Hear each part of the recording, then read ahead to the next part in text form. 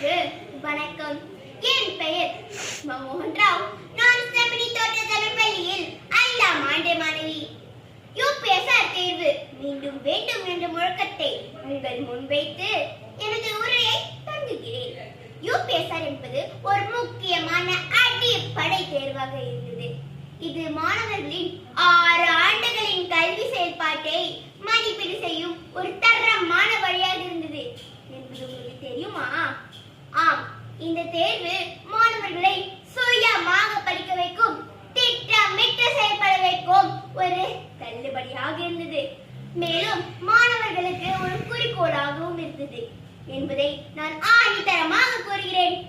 எல்லா மாணவர்களும் யுபிஎஸ்ஆரில் 8A எடுக்க வேண்டும் என்பதை தானே ஆசைப்படுவர். அப்படிப்பட்ட யுபிஎஸ்ஆர் தேர்வு இப்போது மாணவர்களிடம் நீக்கப்பட்டது. மாணவர்களுக்கு மன அழுத்தம், மனக்குழப்பம் ஏற்பட்டதினால்தான் கல்வி திட்டம் பரிதாபப்பட்டு யுபிஎஸ்ஆரை விட்டதா?